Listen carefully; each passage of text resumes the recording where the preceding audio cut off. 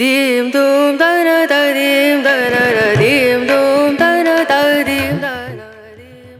ನೀವೊಂದು ಟೇಬಲ್ ಇರ್ತದ, ಟೇಬಲ್ ಮೇಲೆ ನೀವು ಭಾಳ ಮಂದಿ ಕ್ರಿಕೆಟಿಗರ ಫೋಟೋ ಇಡ್ರಿ, ಸಿನಿಮಾ ಸ್ಟಾರ್ಗಳ ಫೋಟೋ ಇಡ್ರಿ. ಫೋಟೋ ಇಟ್ಟು ನಿಂದು ಒಂದು ಫೋಟೋ ಇಡು ಅದರ ಮೇಲೆ. ಮಗನಿಗೆ ಹೇಳು, ಇಷ್ಟು ಫೋಟೋ ಇಟ್ಟಿನಲ್ಲಪ್ಪ, ಇದ್ರಾಗ ನಿನ್ನ ಹೀರೋ ಯಾರು ಹುಡುಕು ಅಂತಂದ್ರ ಅವ ಒಂದು ಫೋಟೋ ಮಾತ್ರ ದೇವರಾಣಿ ಮಾಡಿದ್ರು ಮುಟ್ಟುದಲ್ಲ. ಅವ ನಿನ್ನ ಫೋಟೋ ಉಳ್ದಾಗ ಯಾವಾದರೂ ಒಂದು ಆಯ್ಕೆ ಮಾಡ್ಕೊಂಡಿರ್ತಾನ. ಅಲ್ಲ, ಒಂದು ಕ್ಷಣ ವಿಚಾರ ಮಾಡುವ, ನನ್ನ ಹೊಟ್ಟೆಯಲ್ಲಿ ಹುಟ್ಟಿದ ಮಗನಿಗೆ ನಾನು ಹೀರೋ ಆಗದೆ ಇದ್ರ ತಂದೆ ಅನ್ನುವ ಪದಕ್ಕೆ, ತಾಯಿ ಅನ್ನುವ ಪದಕ್ಕೆ ಅರ್ಥವೇ ಕಳ್ಕೊಂಡು ಬಿಡ್ತೈತೆ ಅಷ್ಟೆ.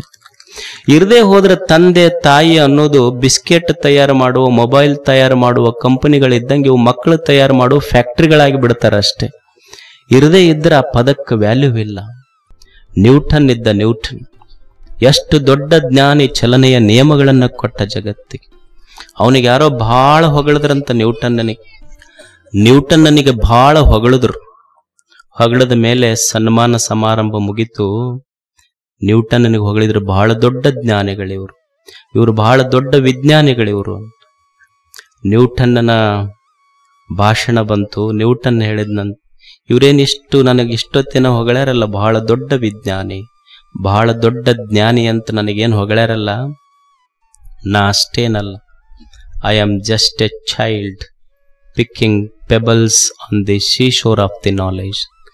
ನಾನೇನಷ್ಟು ಜ್ಞಾನಿ ಅಲ್ಲ, ಸುಮ್ಮನೆ ಜ್ಞಾನ ಸಮುದ್ರದ ದಂಡೆಯಲ್ಲಿ ಸುಮ್ಮನೆ ಬೆಣಚು ಕಲ್ಲುಗಳನ್ನಾಯುವ ಜ್ಞಾನವನ್ನ ಹಂಬಲಿಸಿದ ಶಿಶು ನಾನಷ್ಟೆ.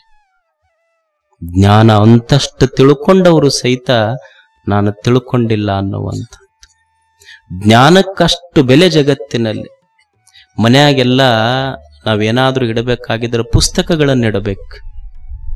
ಅಂಬೇಡ್ಕರ್ ಅವರೊಂದು ಚಲೋ ಮಾತು ಬರೀತಾರೆ, ನನ್ನ ಹತ್ರ 2 ರೂಪಾಯಿ ಇತ್ರ ನಾ 1 ರೂಪಾಯಿದು ಆಹಾರ ಖರೀದಿ ಮಾಡ್ತೀನಿ, 1 ರೂಪಾಯಿದು ಪುಸ್ತಕ ಖರೀದಿ ಮಾಡ್ತೀನಿ. ಎಷ್ಟು ದೊಡ್ಡ ಮಾತು. ನನ್ನ ಹತ್ರ 2 ರೂಪಾಯಿ ಇದ್ರ 1 ರೂಪಾಯಿದು ಪುಸ್ತಕ ಖರೀದಿ ಮಾಡ್ತೀನಿ, 1 ರೂಪಾಯಿದ ಆಹಾರದ ಖರೀದಿ ಮಾಡ್ತೀನಿ, 2 ರೂಪಾಯಿ ಕೊಟ್ಟು ಪುಸ್ತಕ ತಗೊಂತೀನಿ.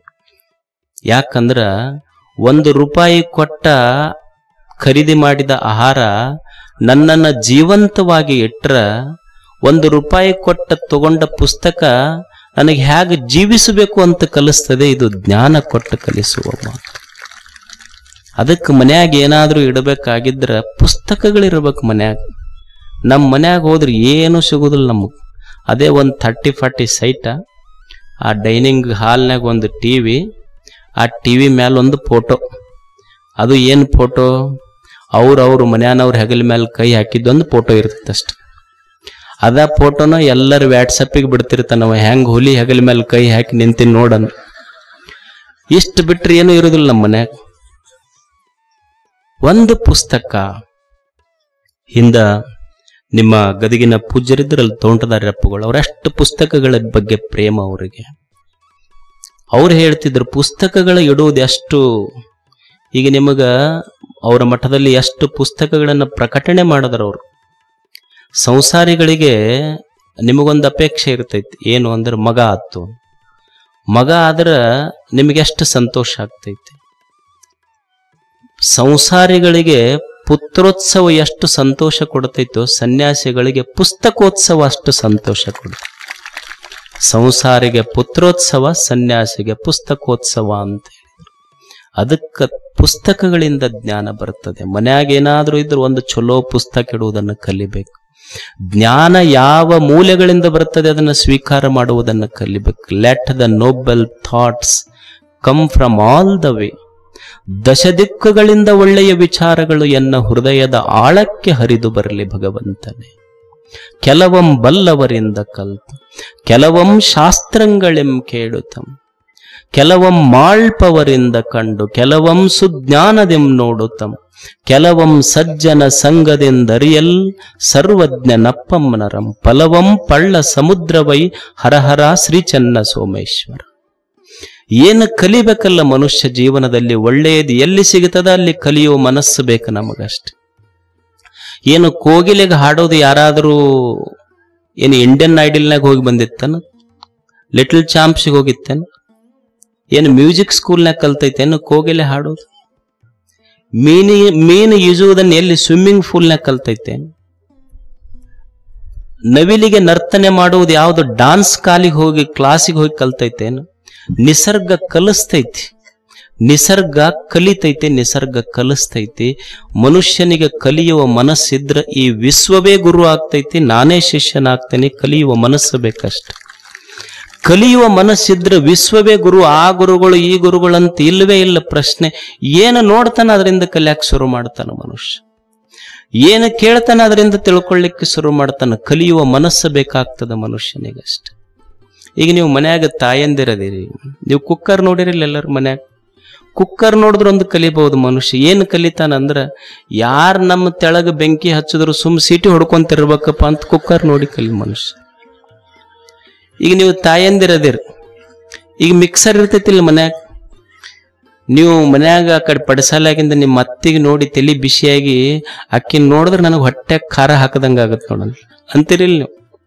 ನಮ್ಮ ಅತ್ತಿಗೆ ನೋಡಿದ್ರೆ ನನಗೆ ಹೊಟ್ಟೆ ಖಾರ ಕಲಿಸ್ದಂಗ ಆಗ್ತೈತಿ ಅನ್ಕೋ ಅಂತ ಬರ್ತಿರ್ತೀರಿ. ಮುಂದೆ ಮಿಕ್ಸರ್ ಇರ್ತೈತಿ ನೋಡಿರಿಲ್ಲ ನೀವು, ಆ ಮಿಕ್ಸರ್ ಅಂತಿರ್ತೀವಿ. ಅಲ್ಲ ನಮ್ಮ ಒಳಗ ನಮ್ಮ ಹೊಟ್ಯಾಗ ಹಸಿಮೆಣಸಿಕಾಯಿ ಹಾಕಿರಿ, ಸುಮ್ ಬಾಯಿ ಮುಚ್ಕೊಂಡು ಕೆಲಸ ಮಾಡಕತ್ತಿಲ್ಲ ನಾವು.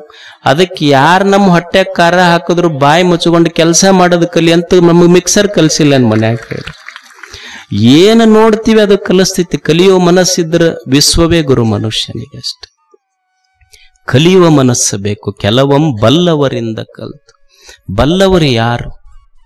ಯಾರ ಮೈ, ಯಾರ ಮನಸ್ಸ, ಯಾರ ಮಾತು, ಮೈ ಮಾತು ಮನಸ್ಸ ಯಾರು ಹೊಲಸು ಮಾಡಿಕೊಂಡಿಲ್ಲ ಅವರೇ ಬಲ್ಲವರಷ್ಟೆ. ಇದಕ್ಕಿಂತ ದೊಡ್ಡದೇನು ಇಲ್ಲ.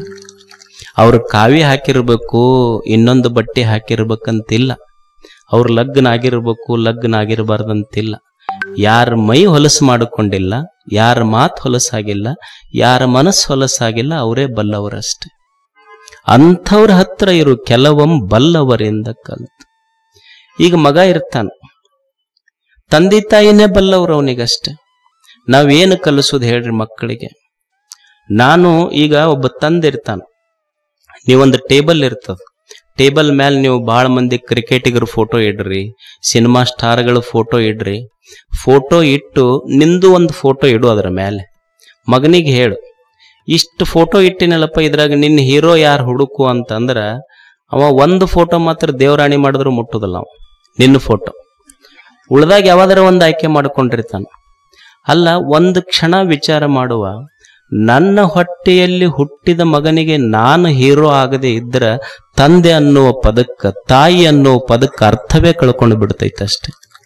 ಇರದೇ ಹೋದ್ರೆ ತಂದೆ ತಾಯಿ ಅನ್ನೋದು ಬಿಸ್ಕೆಟ್ ತಯಾರು ಮಾಡುವ, ಮೊಬೈಲ್ ತಯಾರು ಮಾಡುವ ಕಂಪನಿಗಳಿದ್ದಂಗೆ ಇವು ಮಕ್ಕಳು ತಯಾರು ಮಾಡುವ ಫ್ಯಾಕ್ಟ್ರಿಗಳಾಗಿ ಬಿಡ್ತಾರಷ್ಟೇ. ಇರದೇ ಇದ್ರೆ ಆ ಪದಕ್ಕೆ ವ್ಯಾಲ್ಯೂ ಇಲ್ಲ.